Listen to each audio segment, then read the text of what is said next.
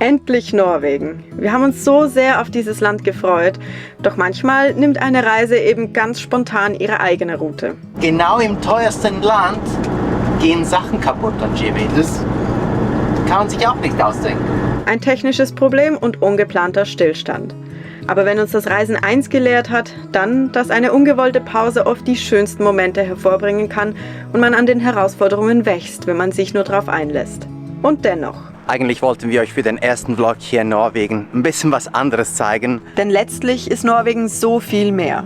Es sind die wilden Flüsse, die mächtigen Bergtäler und das Versprechen, dass hinter jeder Kurve ein neues Abenteuer wartet. Das ist doch das Norwegen, wie man es sich vorstellt.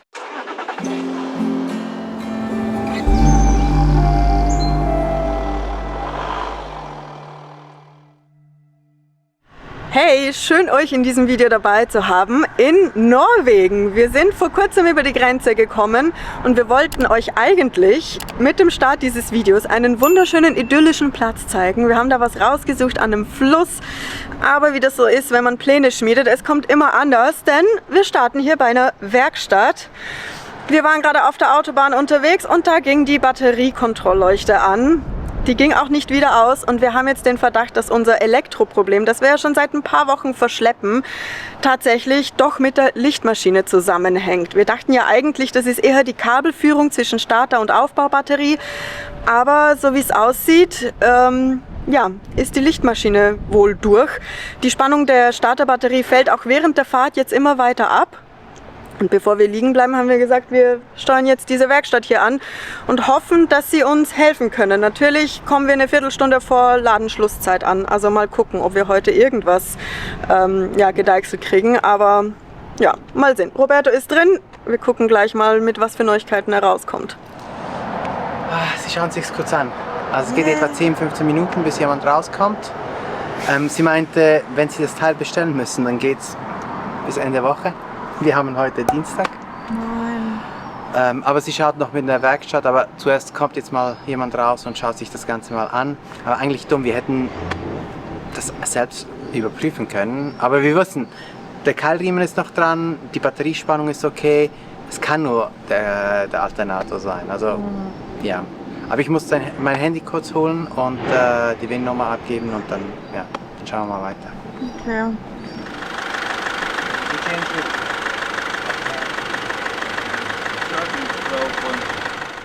Usually it can be this big box, black box. If it's on some cars it's 90 degrees down. And the special fuse. Wow, die waren jetzt richtig lieb. Sie haben uns richtig gut weiterhelfen können und wollten nicht mal Geld dafür, obwohl wir sie danach gefragt haben. Und nein, also das Problem haben wir nicht lösen können, aber sie haben uns weitergeholfen in dem Sinne, dass wir jetzt Optionen haben. Also das eine wäre, dass sie uns das Teil, also die Lichtmaschine, die tatsächlich kaputt ist, bestellen. Das wäre auch morgen hier. Aber diese Lichtmaschine wäre ein bisschen kleiner dimensioniert als die, die wir tatsächlich drin haben. Und sie kostet richtig viel Geld. Es wären 8.000 Kronen. Das waren wie viel nochmal? 730 Euro. 730 Euro und plus sie würden natürlich noch Arbeitszeit mit einrechnen, 3 Stunden. Und diese Woche würde es sowieso nicht gehen und ja, also das ist auf jeden Fall finanziell auch sehr, sehr aufwendig. Und dann haben sie uns eine zweite Option gegeben und zwar haben sie uns einen Ersatzteilhändler empfohlen in Oslo, der wohl auch eine Lichtmaschine hat, die sogar ein bisschen größer dimensioniert ist, sind 115 Ampere, wie unsere das ja auch hat. Also das wäre eigentlich noch ein besserer Match und die kostet, glaube ich, 2.500 Kronen, oder? Also preislich auf jeden Fall ein großer Unterschied und dann würde Roberto die halt selber einbauen. Wir haben kurz nachgelesen, so extrem schwierig sollte das wohl nicht sein und ja, man muss ja an seinen Fähigkeiten feilen. Von dem her, ja, fahren wir da jetzt mal schnell hin. Die machen nämlich auch bald zu. Wir hoffen, wir schaffen es noch davor und wir schaffen es auch so weit, aber das sollte schon klappen und dann hoffen wir, dass sie auch das Teil für uns haben. Das Witzigste ist, wir sind durch Nord-, Zentral- und Südamerika gefahren. Wir waren in gefühlt fast ganz Europa unterwegs, bis in die Türkei. Und genau im teuersten Land gehen Sachen kaputt an Jimmy. Das kann man sich auch nicht ausdenken. Nein, wirklich nicht. Also Alternator für 700 Euro. Ja.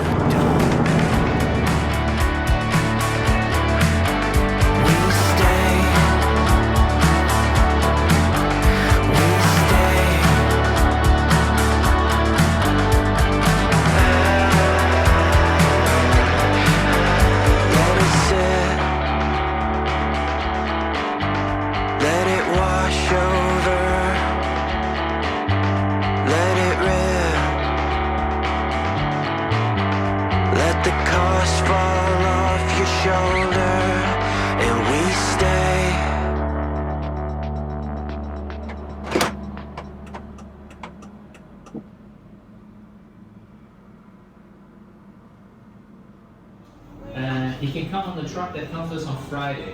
On Friday. Yeah, so that's not tomorrow, the day after. Okay. And There's many brands I can buy from. okay. We sell a lot of it. Okay. And yeah, it's not like Porsche. Yeah, of but course, it's, yeah. in the middle. Okay. Wir sind an unserem Stellplatz für heute Abend angekommen. Ist jetzt nichts Spezielles, einfach ein Kiesparkplatz, aber der tut es auch. Und wir erzählen euch gleich, wie der Stand der Dinge ist mit unserer Lichtmaschine. Aber davor, ja, Sachen passieren, weil sie einen Grund haben, oder? Offensichtlich. Wir haben nämlich wieder den Beweis dafür gefunden. Ja, denn sonst wären wir niemals hier gelandet. Wir haben so einen Running Gag, nämlich dass wir in jedem Land, in dem wir bisher mit dem Van unterwegs waren, Ziegen gesehen haben. Die gehören einfach fix zu jeder Reise dazu. Wir haben drum auch unseren T3 Synchro, den wir zu Hause stehen haben, nach den Ziegen benannt. Cabrita. Denn ja, ein Synchro ist ja auch ein bisschen wie eine Bergziege. Der kommt auch auf jeden Berg hoch, durch jede Piste. Und hier hinten sind sie einfach. Wir haben ja schon Ziegen in Schweden gesehen mit Laura und andere. Und jetzt hier haben wir sie auch für Norwegen. Und das Allerbeste ist, weiter hinten ist noch ein Burrito, ein kleiner Esel. Also ja, wenn das kein Aufsteller für den Tag ist, also Ist auch ein gutes Zeichen. ist oder? ein gutes Glücksbringer. Zeichen. Ja, und das mit der Lichtmaschine musste einfach passieren, damit wir die Ziegen und den Esel sehen. Ich finde es ja toll, dass wir in so einer Situation einfach noch Freude an Ziegen haben können. Ist wahrscheinlich nicht selbstverständlich. Also für uns schon, oder? Doch, bei Ziegen ist es selbstverständlich. Ja, also wir mögen Ziegen auf jeden Fall. Es gibt ja entweder die Leute, die Ziegen mögen oder Schafe mögen. Wir sind auf jeden Fall Team Ziege. Schreibt gerne rein, welches Team ihr seid. Ja, nun aber zur Lichtmaschine, wieso wir hier gelandet sind. Wir haben jetzt im zweiten Geschäft eine Lichtmaschine gefunden, beziehungsweise Sie müssen sie bestellen. Das dauert 2 Tage, bis sie hier ankommt. Preislich war die jetzt richtig okay. Also wir haben jetzt 2.500 norwegische Kronen bezahlt. Das sind umgerechnet etwa 230 Euro. Im Vergleich zur originalen Lichtmaschine, die 730 Euro gekostet hätte, ist das gefühlt ein Schnäppchen. Ja, am Freitag werde ich die versuchen einzubauen. Sollte eigentlich gehen. Ich schaue mir noch in unserem schlauen Buch nach, wie ich das genau machen muss. Und dann hoffe ich, dass wir am Freitag endlich loskommen und endlich wieder in die Natur reinfahren können. Ja. Und bis dahin, morgen machen wir uns einfach einen gemütlichen Tag, arbeiten ein bisschen noch. Einen Spaziergang hier machen wir Ja. sicher. Und ja, schauen uns mal die Gegend ein bisschen an. Und für heute, ja, essen wir was und dann geht's ins Bett. Auch wenn es draußen hell ist, ist auch schon, was ist? Ja, schon 8.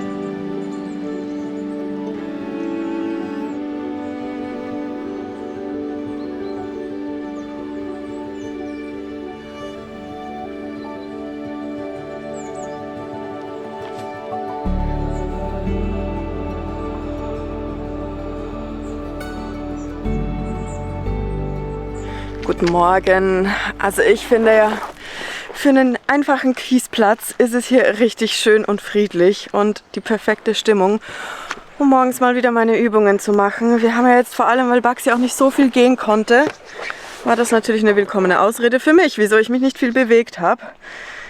Ich denke mir immer so, die Spaziergänge sind ja auch Sport, aber nee, die Übungen darf ich ja trotzdem nicht vernachlässigen. Und gerade wenn so viel los ist rundherum, man nicht weiß, wie der Termin heute läuft, tut es auch gut, einfach mal diese Zeit für sich zu haben. Seit ich das Thema mit meiner Hüfte und auch mit dem Rücken habe, versuche ich wieder mehr auf mein Körpergefühl zu achten und mir mehr Zeit zu nehmen für mich, für Self-Care, für die Dinge, die mir gut tun. Ich kämpfe ein bisschen damit, aber es haben ja auch so viele von euch geschrieben, wie wichtig es ist, dran zu bleiben, weil es euch eben auch hilft. Und deswegen will ich da unbedingt auch mehr dafür tun. Wir kennen ja auch schon länger Akupressurmatten, aber seit wir in Europa zurück sind, haben wir uns jetzt ein Upgrade geholt und haben jetzt Shaktimat Akupressurmatte und Kissen. Am Anfang ist Akupressur natürlich schon ein bisschen gewöhnungsbedürftig, aber ich finde, es ist so ein guter Schmerz. Man spürt einfach direkt, wie die Durchblutung angeregt wird durch diese Spikes und die Wärme in den Rücken schießt. Die Muskeln können sich so richtig tiefenentspannen und das gibt einem einfach ein gutes Gefühl. Und ich habe auch gemerkt, als ich das mit dem Rücken so akut hatte, dass das so richtig in den Nacken ausgestrahlt hat und das Kissen da eben perfekt auch diese Partie abgedeckt hat.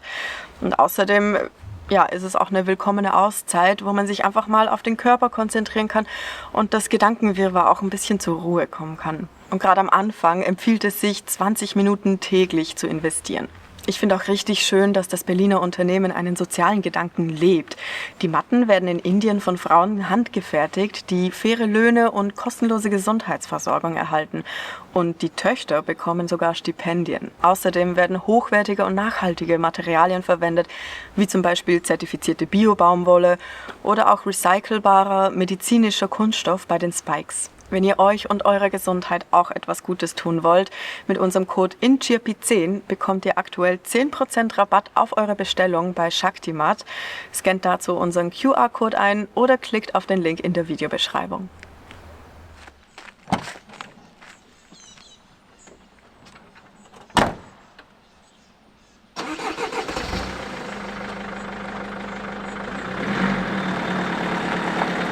Heute ist übrigens der Tag, an dem die Lichtmaschine im Geschäft ankommen sollte. Der Verkäufer meinte, ja, wir kriegen um 8 Uhr morgens eine SMS, sobald sie den Laden aufmachen und das Eintreffen der Lichtmaschine bestätigen können. Ja, es ist nach 9, die SMS ist nicht gekommen, aber er meinte auch, falls sie nicht kommt, weil wir eine ausländische Nummer haben, sollen wir einfach vorbeikommen. Und dadurch, dass der Stellplatz ja nur, was waren es, knappe 10 Minuten entfernt liegt, haben wir gesagt, wir fahren jetzt einfach mal vorbei und hoffen, dass doch alles geklappt hat. Ja, das Lämpchen leuchtet nämlich immer noch, von dem her, wir brauchen wirklich eine Lösung.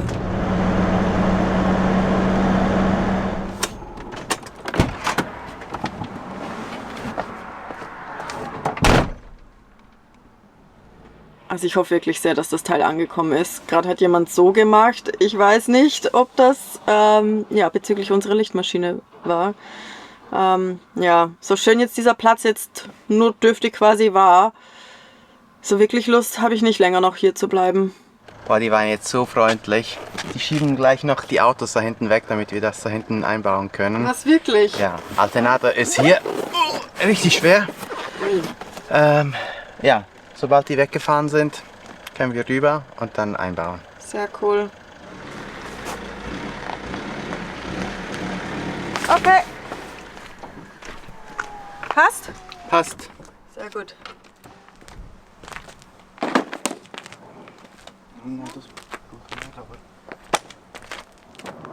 Es ist 9:47 Uhr. Wie lange glaubt ihr, dass ich dafür brauchen werde, um die Lichtmaschine zu wechseln? Ich habe das noch nie gemacht. Ich habe ein bisschen im Internet recherchiert und mein schlaues Buch mit dabei. Schreibt es doch unten in die Kommentare und jetzt geht's los.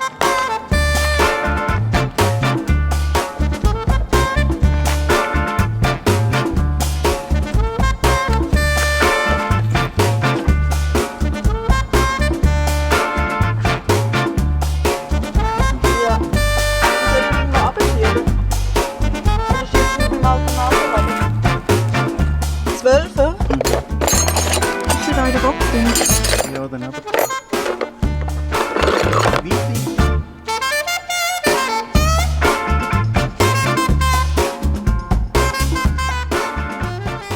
Die eine Schraube, die ist so hinter dem Turbo und da komme ich nicht richtig hin. Alle anderen sind eigentlich gelöst. Ich versuche es jetzt mit der Verlängerung, aber irgendwie komme ich da nicht hin. Ist es das, wo in dem einen Video der eine gesagt hat, er löst da was am Turbo? Ja, genau. Ich habe sie gelöst. Ah, Ja. so gut. Jetzt müssen wir nur schauen, dass man das Ding nicht auf den Kopf kriegt.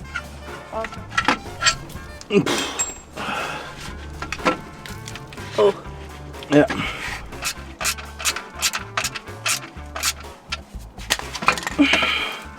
Das Ding ist halt schwer. Ich habe Angst, dass es halt einfach runterfällt.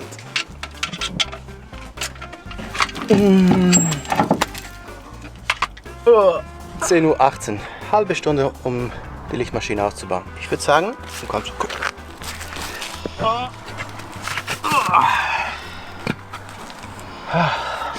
Ja, jetzt dasselbe nochmal in die andere Richtung, Genau. oder? Easy. Easy.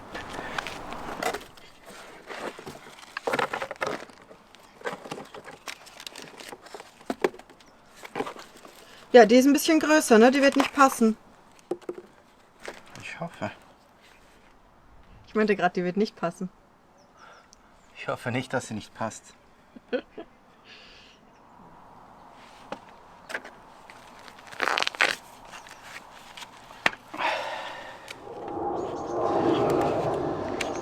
verlieren.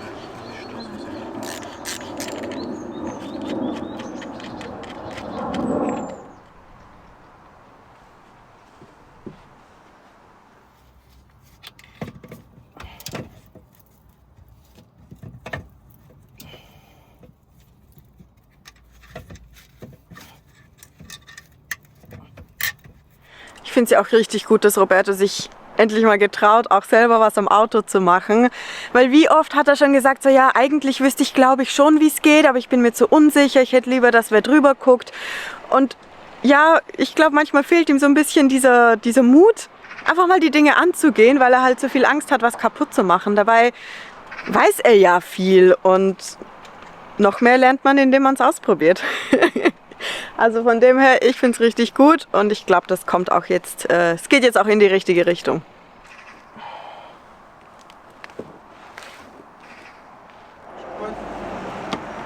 Ja, du musst links vorne aufdenken, ha?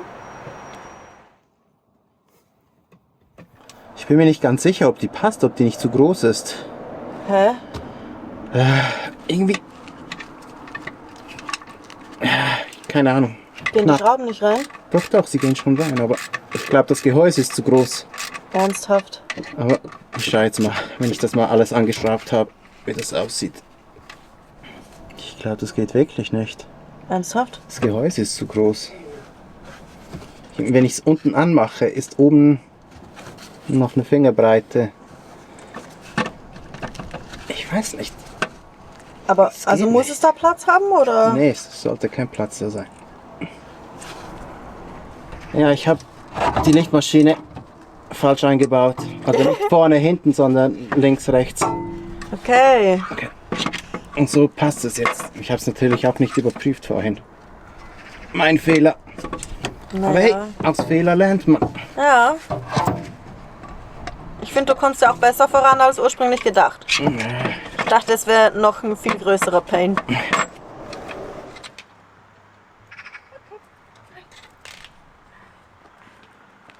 Wir gehen kurz, ha? Okay. Ich muss noch kurz Hallo sagen. Hey Becky. Okay. Dann. Es ist ja schon nicht das erste Mal, dass wir in den über 5 Jahren, die wir unterwegs sind, was mit dem Auto haben und was gemacht werden muss. Und da haben wir gelernt, manchmal ist es auch besser, wenn ich mich mal für einen Moment zurücknehme und Roberto sein Ding machen lasse. Ich versuche ja eigentlich immer auch gerne zu helfen, ich möchte auch was lernen, aber er ist dann so fokussiert, dass meine Fragerei ihn manchmal eher mehr rausbringt und er auch nicht so viel Geduld zwingend hat. Also wenn ich ihm dann was reiche oder so, ist okay, aber ja, ich fange dann an, halt gescheit reinzureden und das ist nicht sehr produktiv und nicht sehr förderlich für uns beide auch. Komm Max! Und auch Baxi tut es jetzt gut, wenn wir eine kleine Runde machen. Hier ist es auch erstaunlich grün, muss ich sagen, rundherum. Hatte ich so gar nicht erwartet, obwohl es ist schon sehr viel Privatgrund, sehr viele Häuser. Da will man natürlich auch nicht gleich denen in den Garten spazieren.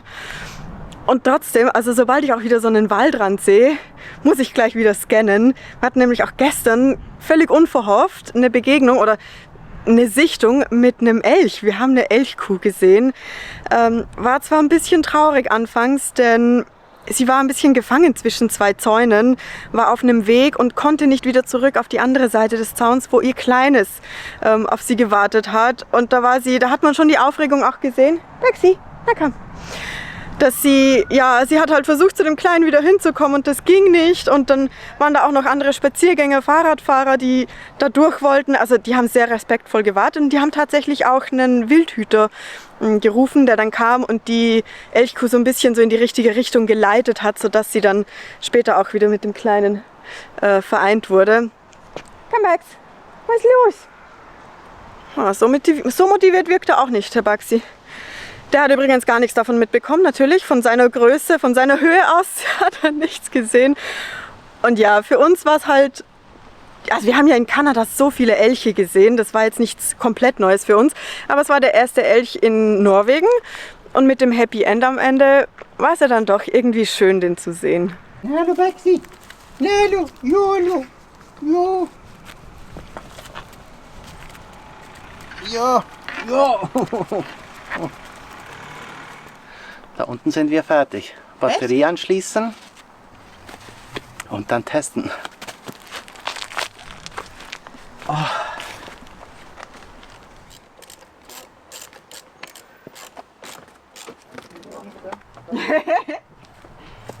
Sicherheitsabstand.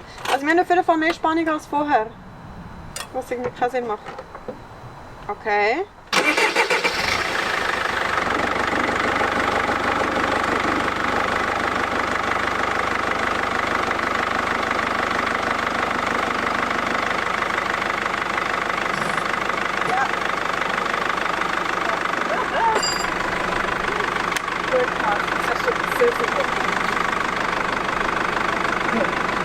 Ich stolz auf dich.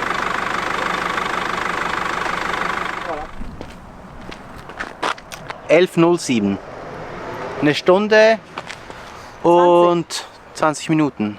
Ich würde sagen, für das, dass die Werkstatt uns 3 Stunden verrechnen wollte. Gut gemacht. Kann man sagen, oder? Ja, hast du sehr gut gemacht. So, zusammenpacken und dann geht das Abenteuer Norwegen weiter. Oder startet endlich mal. Endlich geht's mal los, ne? Gut. Nach der ungeplanten Reisepause geht es für uns endlich weiter. Es ist dieses gute Gefühl, wenn der Motor wieder läuft und eine Hürde hinter uns liegt. Solche Momente zeigen uns immer wieder, wie sehr wir an den Herausforderungen unterwegs wachsen. Und wenn aus einem ungeplanten Stopp dann auch noch so schöne Begegnungen entstehen, zeigt uns das einmal mehr, egal was kommt, mit etwas Zuversicht kriegen wir das gemeinsam hin. Mit dieser positiven Energie rollen wir durch Norwegen. Unzählige Seen ziehen an uns vorbei, wir überqueren Brücken und folgen wilden Flüssen und Wasserfällen. Aber gerade dieses mystische Wetter verleiht der Landschaft etwas Magisches. Und während wir die Natur in diesem Grau bereits bestaunen, ahnen wir nur, wie imposant sie um uns herum wirklich sein muss. Mit jedem zusätzlichen Kilometer verändert sich das Panorama weiter. Die Täler werden tiefer, die Hänge steiler und immer wieder blitzen die ewigen Eismassen der Gletscher auf den Bergen durch. Wir tauchen immer weiter in die Natur ein und spüren diese Vorfreude auf alles, was vor uns liegt.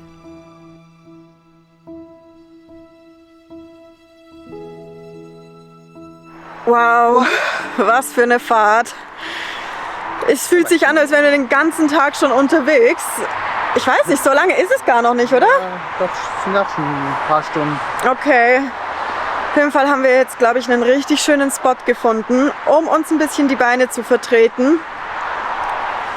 Man hört ein bisschen die Straße, aber immerhin mussten wir nicht lange fahren, um dieses schöne Plätzchen hier zu finden.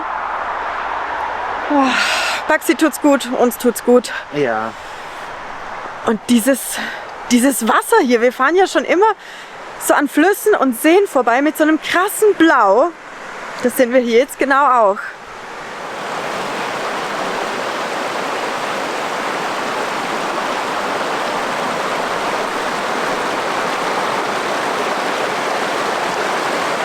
Schön hier.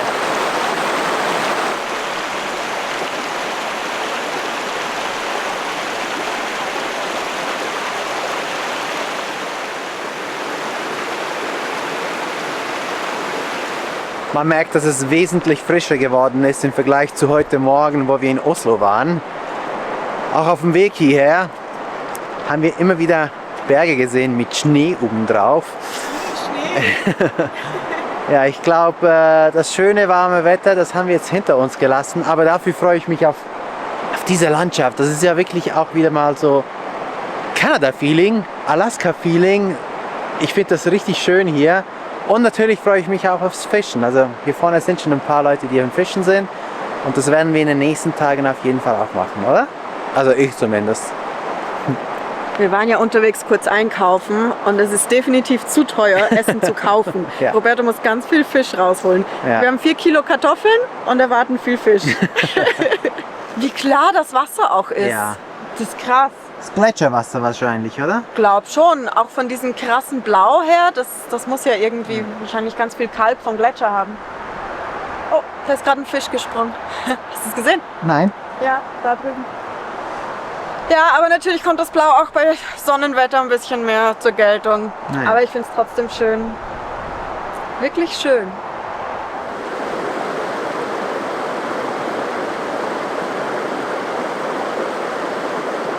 Wir wollten ja eigentlich heute Nacht hier am Fluss irgendwo übernachten, aber alle Plätze sind bereits besetzt. Kein Wunder, es ist kurz vor 7. Was? So spät? Ja, es ist Oh, krass. Ja. 20 vor 7. Ja. Ja, aber trotzdem ist es ja lange hell und es ist noch früh genug, um also noch ein bisschen weiterzufahren. Also Genau. irgendwie sind wir doch im Flow und können noch ein paar Kilometer Ja, wir machen. fahren jetzt einfach noch ein bisschen weiter und dann schauen wir, wo wir landen.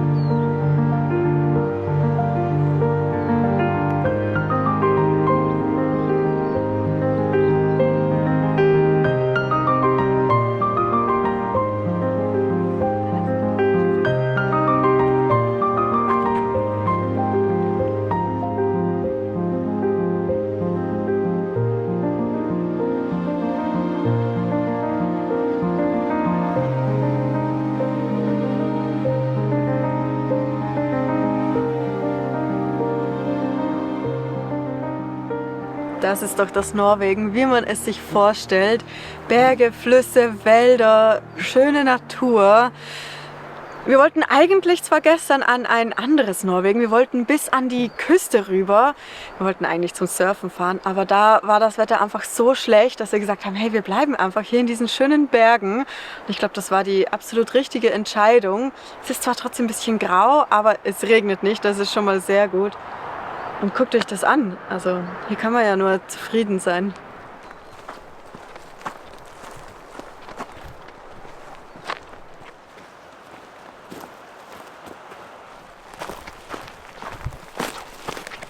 Eigentlich wollten wir euch für den ersten Vlog hier in Norwegen ein bisschen was anderes zeigen als eine Reparatur, aber ja, es sind Sachen, die halt passieren auf so einer Reise und die gehören halt leider auch dazu. Aber auf der anderen Seite, hey, wir haben Ziegen gesehen. Ist für uns auf jeden Fall auch ein Win. Also die Elchsichtungen bisher waren definitiv kein Zufall. Auch hier sieht man überall Elchkot liegen, also mit ein bisschen Glück sehen wir vielleicht noch mal einen.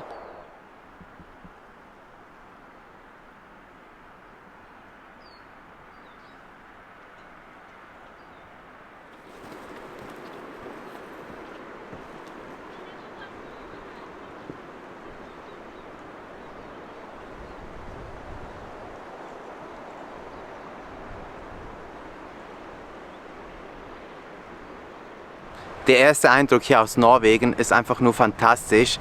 So vieles erinnert uns an Kanada, an Alaska, wo wir eine unglaubliche Zeit hatten. Und abgesehen von der Natur, die ja wirklich ein Traum ist, auch die Menschen, oder? Ja, also auch wie hilfsbereit sie sind. Jetzt allein die Lichtmaschine war ja so ein Beispiel. Da wurde uns so direkt geholfen und so wie selbstverständlich. Das war Ja. großartig. Und wir haben damit auch gleich ein zweites Problem gelöst, denn tatsächlich laden wir jetzt wieder während der Fahrt. Also das Problem hat sich damit auch gleich geregelt. Ja. Also steht dem Erkunden von Norwegen nichts mehr im Weg. Ja, und wenn ihr auch mit dabei sein wollt, abonniert doch gerne den Kanal, hype das Video, like das Video, kommentiert fleißig und dann sehen wir uns nächste Woche wieder. Tschüss! Tschüss!